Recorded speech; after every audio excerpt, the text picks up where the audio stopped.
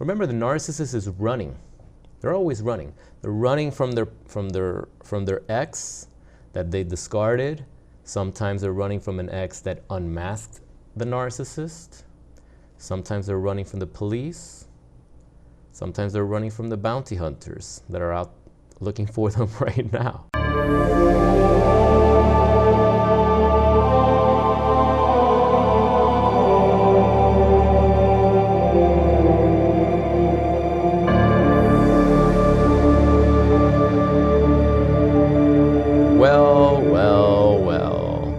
Welcome back, warriors. I am Kita, and you know what this is. But for those that don't know, this is Psychopath Exposure. How you guys doing today? I wanted to talk about one of our greatest assets here in life on the planet, and that's time. Time is one of our greatest assets, and it's always moving forward. Whether you're hustling, whether you're idling, whether you're ruminating about the past, whether you're ruminating about the future, time keeps going forward, and you'll never get time back. Every moment lost is time lost forever. When you've been entangled with toxic people, with narcissists, psychopaths, cluster B personality disordered clowns, feels like you've been robbed of time.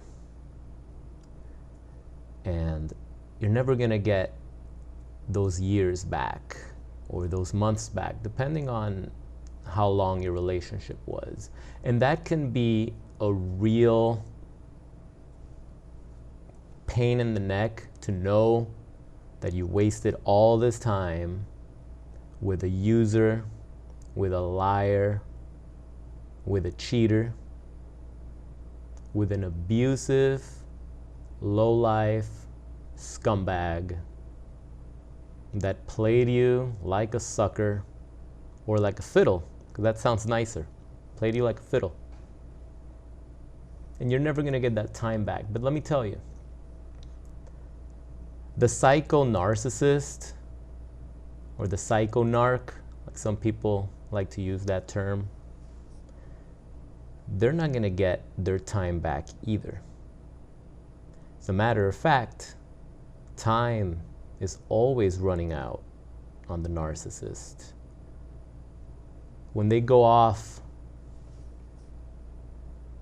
with their new supply, with their new adventure, and they leave you behind.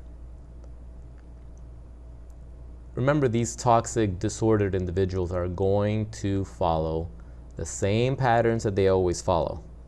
The same thing is going to happen. The same demise of the relationship is going to manifest again for these narcissists. The patterns repeat. The names and the faces change, but the patterns repeat. Do not doubt that the new supply, the newcomer, whoever they go off with, whoever you think they're walking down into the sunset, happily ever after, do not doubt that that relationship is doomed to fail in a worse manner. Did I say worst? It should be worse. In a worse manner than yours was. Do not doubt. It always plays out that way. Time is always running out on the narcissist, because when the narcissist self-sabotages that relationship, they will have also wasted time, and they will be much older now. And if there's one thing a narcissist hates, and I think a lot of people don't like this too, but narcissists really hate aging, especially the women, because they start to lose that ability to use their beauty, their looks to attract prey. They start to lose that. So as they get older, as time passes by, failed relationship after failed relationship after failed relationship, they're aging, they're getting older, and they all wish to have that coveted love in their life that unfortunately these individuals just cannot grasp and cannot really feel or connect with. Cluster B personality disorders, and there's different ones, as you know. Some of them, like the psychopaths, high tier narcissists, they struggle with love and empathy. They have an idea of what it is. They can emulate certain behaviors around it. They think that by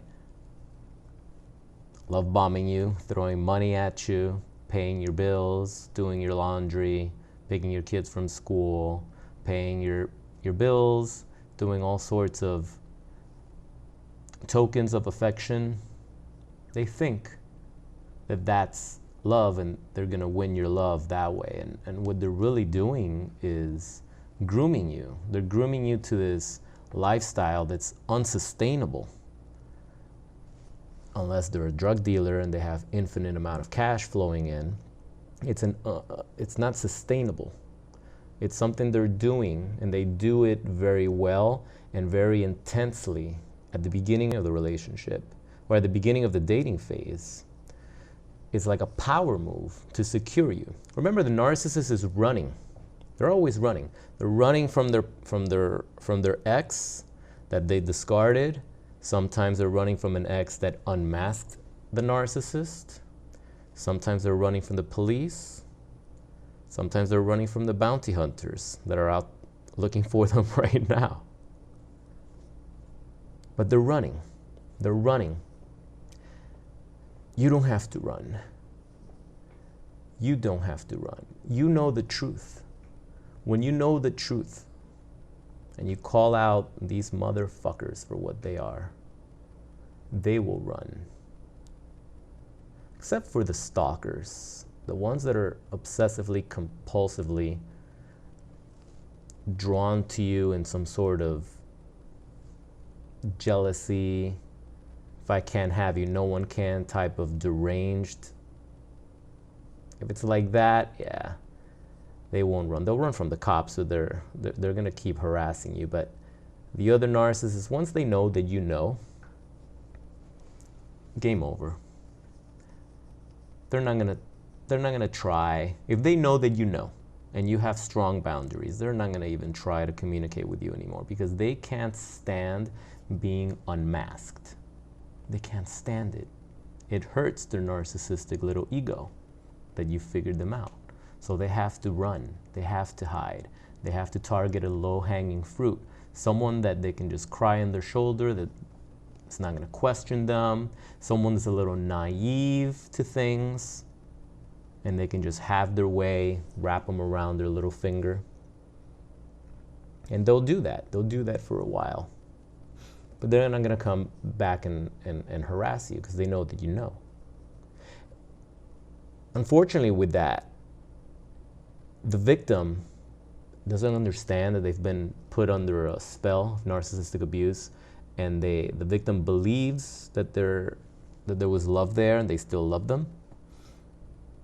The fact that the narcissist has ran away, the unmasked narcissist ran away, it's like they want closure. They expect that the narcissist is going to behave in a rational human way. That eventually there's going to be a conversation, and you're both going to sit down over some coffee or tea or tequila, and you're going to talk about things, and you're going to draw out your pros and cons list, and you're going to part ways amicably.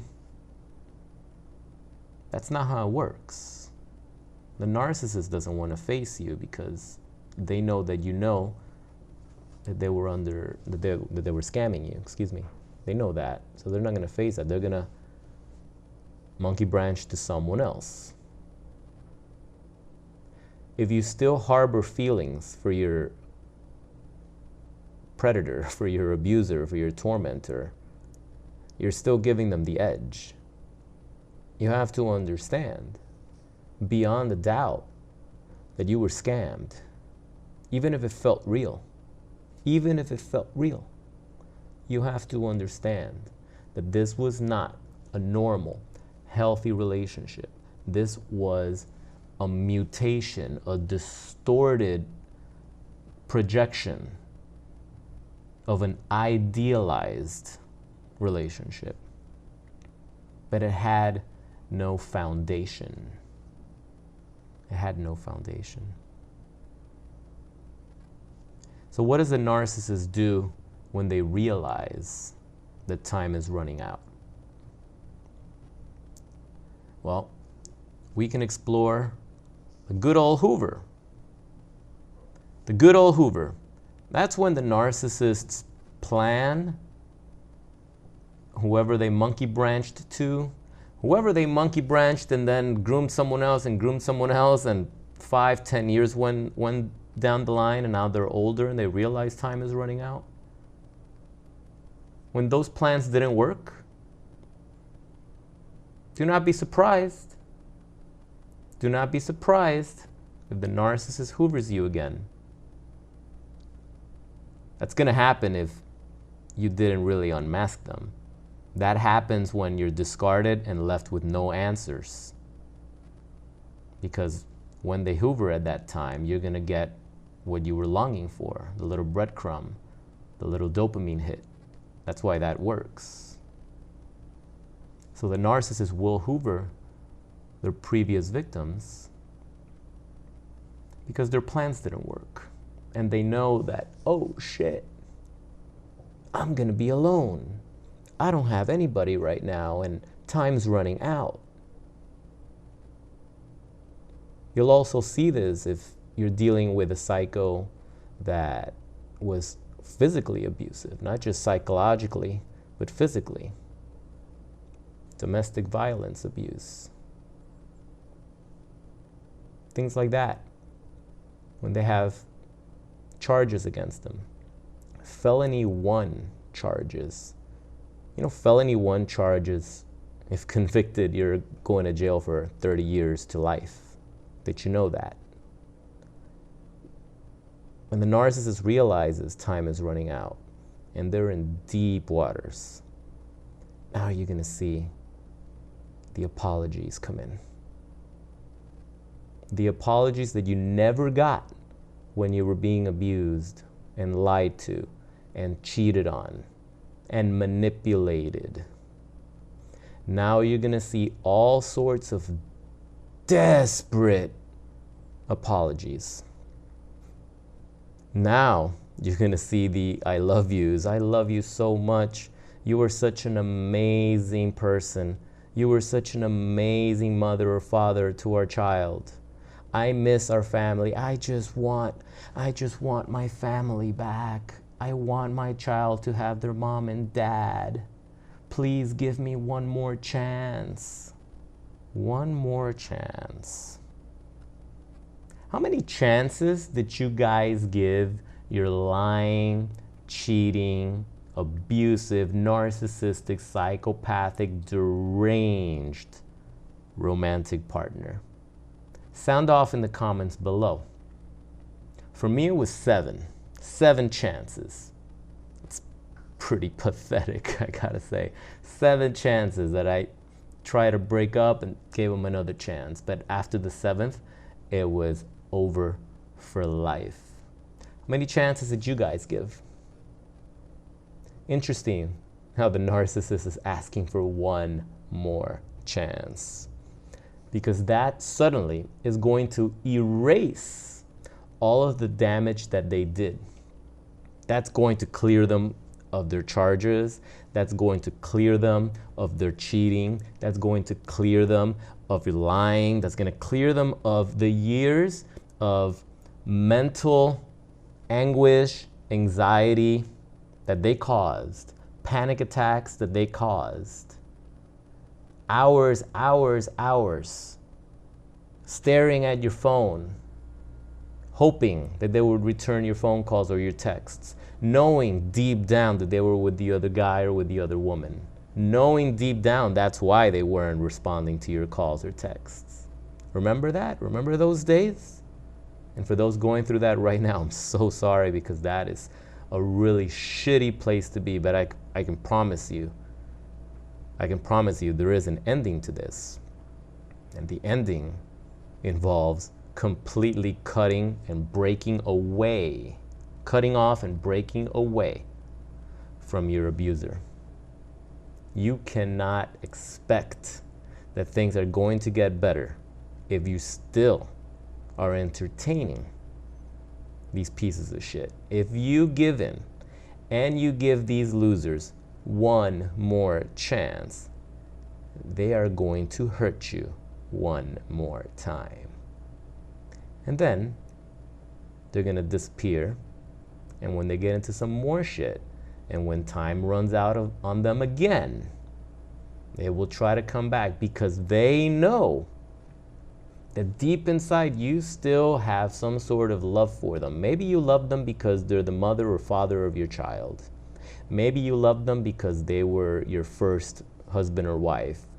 Maybe you love them because you're just a really good person and you love everybody, and everybody deserves not just a second chance, but infinite chances. Maybe you love them because you don't know what real love is. Maybe you believe that this delusion and this illusion of love is real, but it's not. And the narcissist knows what buttons to push.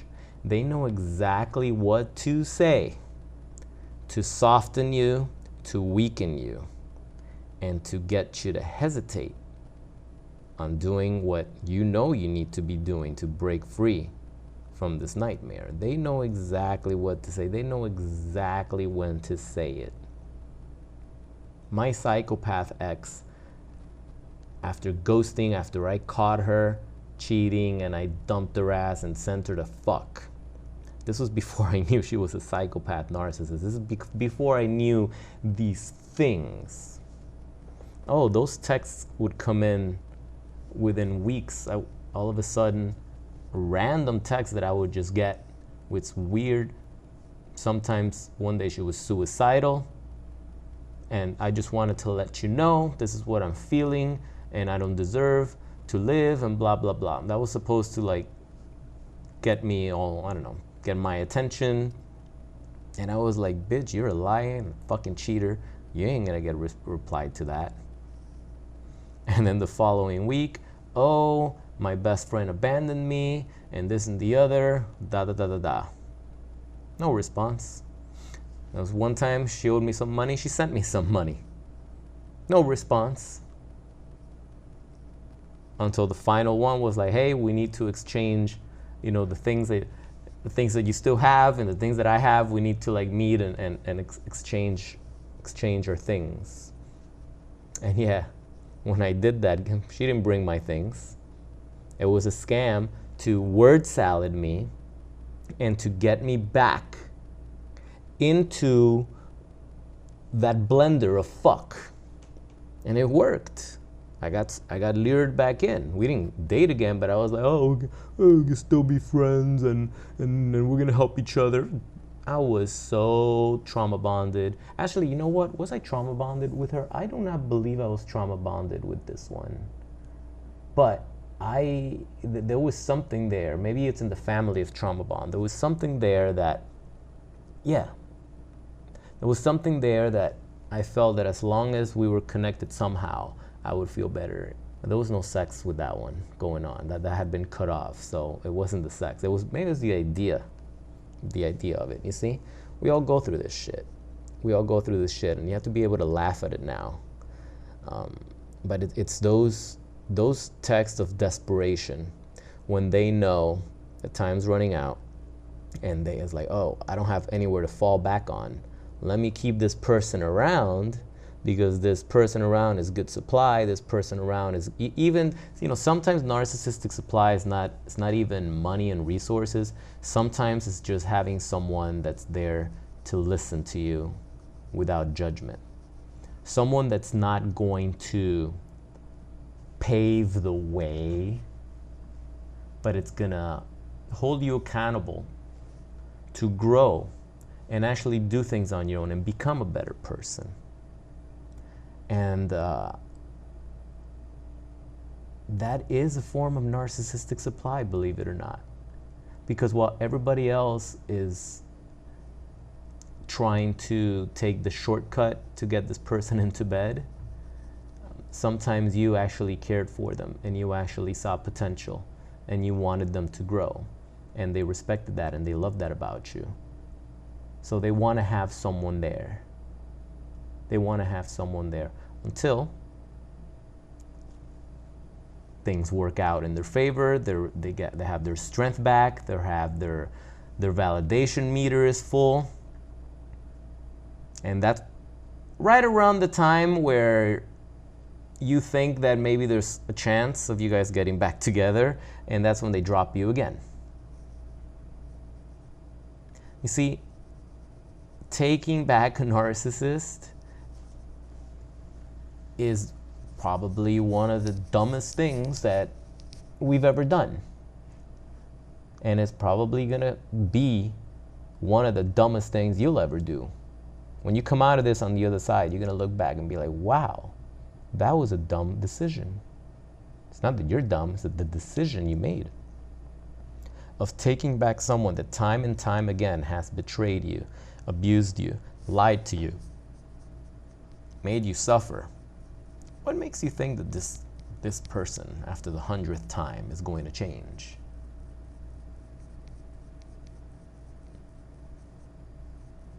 I don't know. I believe that we idealize the narcissist in the very same way that they idealize us.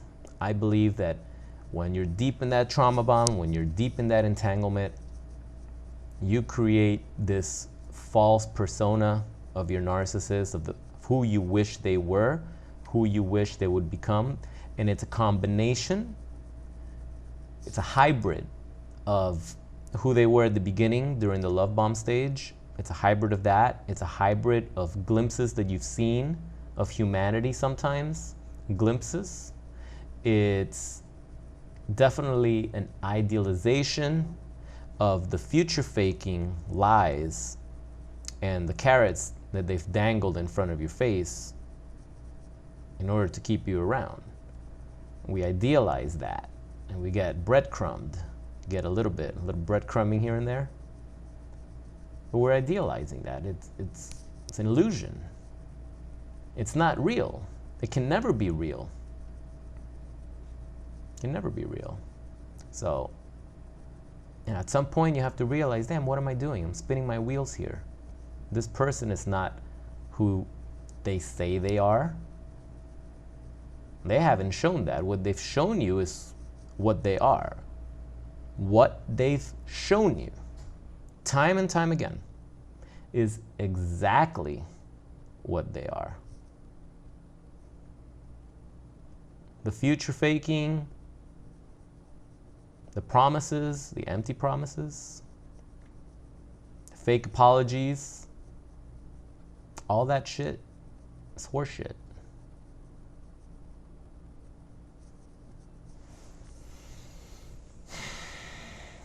It's time to let this go. I know it hurts, but it's time to let this go.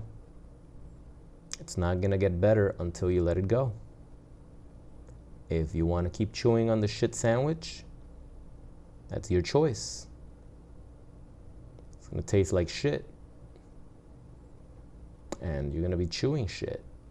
And you're gonna be swallowing it too. It's your choice. You have a choice. We all have choices.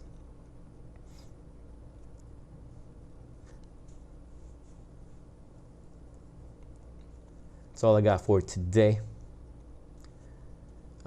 If you stuck around this long, I'd really appreciate if you like and subscribe the video. Like and subscribe to the video. You see how sometimes we just skip words, right? The same way some people skip bail. sound off in the comments below and let me know what type of fake apologies and bullshit your narcissist has tried to lure you back in with, so we can all have a chuckle too. And hope you guys are having an amazing weekend, and you're staying safe, and you're staying no contact. And by the way, for those that are new to this channel, I have an ebook that I wrote a few years back. It's called The 5 Steps to Going No Contact with a Psychopath Narcissist. And it's my gift to you. If you want to download that straight into your phone or your computer, click the link in the description so you can get a copy of that. So you can learn how to truly go no contact and start to break free from these leeches that just won't leave you alone. And if you'd like to work directly with me on my coaching program, there's a link in the description below so you can get more information on that. I would love to consult with you and help you get through this nightmare together. All right. So that's all I got. I hope you got some value out of this video. Remember, guys, psychopaths are deranged. Stalkers are creepy. Fuck narcissists. And I will see you guys in the next video. Have a good one.